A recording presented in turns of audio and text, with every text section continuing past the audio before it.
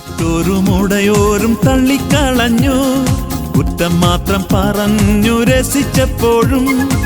ഉറ്റോരും ഉടയോരും തള്ളിക്കളഞ്ഞു, കുറ്റം മാത്രം പറഞ്ഞു രസിച്ചപ്പോഴും. നീ മാത്രമാണെന്നെ ഉയർത്തിയത്, സന്തോഷത്തോടെ ഞാൻ ആരാധിക്കുന്നു.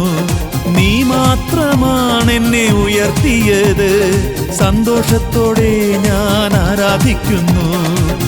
ആരാധിപ്പാൻ നമുക്ക് കാരണമുണ്ട്, കൈകൊട്ടിപ്പാടാനേറെ കാരണമുണ്ട്. ആരാധിപ്പാൻ നമുക്ക് കാരണമുണ്ട്, കൈകൊട്ടിപ്പാടാനേറെ കാരണമുണ്ട്. നമസ്കാരം, ഞാൻ നിലാ മീഡിയ പ്ലസ് യൂട്യൂബ് ചാനലിൽ നിന്ന് വന്നതാണ്. അച്ഛൻ്റെ പേര് നാട്ടിലറിയപ്പെടുന്നത് പൊന്നച്ചൻ, അല്ല വെളിയിലൊക്കെ അറിയപ്പെടുന്നത് വർഗീസ് കോശി. അപ്പം അച്ഛൻ ഒരു കത്തോലിക്ക സമുദായത്തിൽ ജനിച്ച് വളർന്ന്, കത്തോലിക്ക സമുദായത്തിലല്ല, യാക്കോബ കുടുംബം. യാക്കോബ കുടുംബത്തിൽ. പിന്നെ എങ്ങനെ ബന്ധുക്കോസി വരാൻ കാര്യം ഒരു സുപ്രഭാതത്തിൽ പിന്നെ കള്ളു കുടിച്ച് പിന്നെ വീട്ടിലും നാട്ടിലും കൊള്ളാത്തവനായി ജീവിച്ച സമയത്ത് ഒരു പ്രഭാതത്തിൽ ഹൃദയത്തിലൊരു താല്പര്യം തോന്നി. അന്നൊരു പ്രാർത്ഥനയ്ക്ക് കടന്നുപോയി.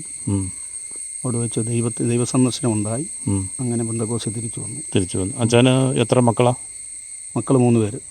മരുമക്കൾ? മൂന്ന് മരുമക്കൾ, 2 പെൺമക്കൾ, ഒരാൺകുഞ്ഞ്. കൊച്ചുമക്കൾ 7 പേര്. 7 പേര്. അച്ഛൻ്റെ ഈ അടുത്തിടെ ഒരു പ്രസംഗം ഇതേമാതിരി വൈറലായെന്ന് പറയുന്നത് കേട്ടു. മങ്ങാട് എന്ന് പറഞ്ഞൊരു സ്ഥലത്ത് വെച്ചൊരു പരസ്യത്തിൻ്റെ. എനിക്ക് മലയിൽ വെച്ച് ഒരു അറ്റാക്ക് വന്നു.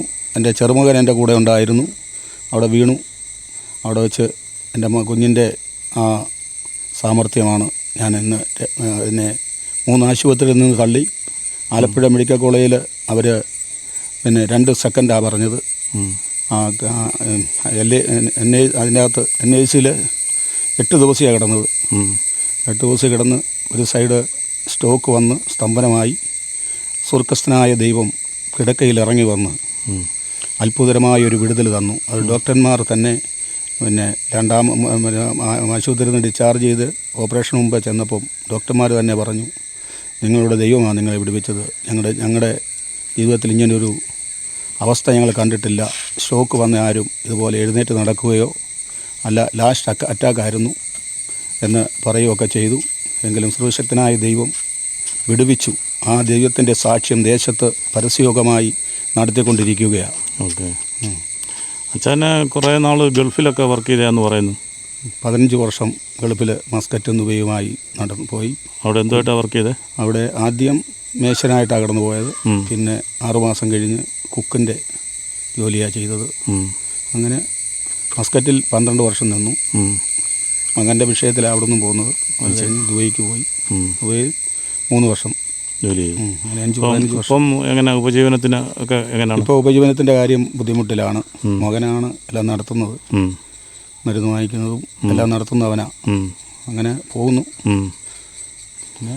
അപ്പം ഇനിയും ഫുൾ സുശേഷ വേലയിലേക്ക് തിരിയാനാണോ പ്ലാന്? അത് തീരുമാനമാണ്. ഫുള്ളായിട്ട് ദൈവവേലയ്ക്ക് വേണ്ടി വേർതിരിച്ചിരിക്കുക. സഭകളിലും അവിടെ എവിടെയും നമുക്ക് ദൈവം തന്ന വിടുതൽ ദേശത്ത് അനേകർക്ക് പ്രയോജനമാകുവാൻ വേണ്ടിയാണ് അടിയൻ ആഗ്രഹിക്കുന്നത്.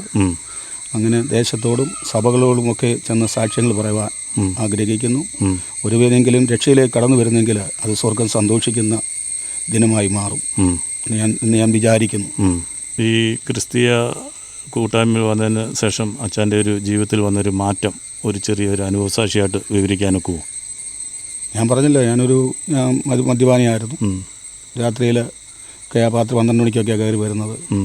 അപ്പോൾ സമാധാനം ഭവനത്തിൽ വഴക്കം വല്ലതൊന്നുമില്ല, എങ്കിലും മാതാവിന് സമാധാനമില്ലായിരുന്നു. ഈ ക്രിസ്തീയ ജീവിതത്തിൽ വന്നു കഴിഞ്ഞപ്പോൾ യാതൊരു കുഴപ്പമില്ല, സന്തോഷമായിട്ട് പോകുന്നു, പിന്നെ ജീവിക്കുന്നു. ഇപ്പം 3 കുഞ്ഞുങ്ങളെ ദൈവം തന്നു. അവർക്ക് 3 കൂട്ടാളികളെ ദൈവം കൊടുത്തു. 7 കൊച്ചുമക്കളുണ്ട്. സന്തോഷമായിട്ട് പോകുന്നു. അപ്പം ഇനിയും ഉള്ള നാളുകളിൽ അച്ഛൻ ഇന്ത്യയിലും വിദേശ രാജ്യങ്ങളിലും പോയി അനേക അനുഭവസാക്ഷി പറയാൻ വേണ്ടി ആഗ്രഹിക്കുന്നുണ്ട്. ദൈവം അതിന് ഒരു വഴി ഒരുക്കട്ട്. പിന്നെ ഈ കണ്ട് നിൽക്കുന്ന ആൾക്കാരോടും നമ്മൾ പറയുന്ന അച്ഛന് വേണ്ടി എല്ലാവരും പ്രാർത്ഥിക്കണം.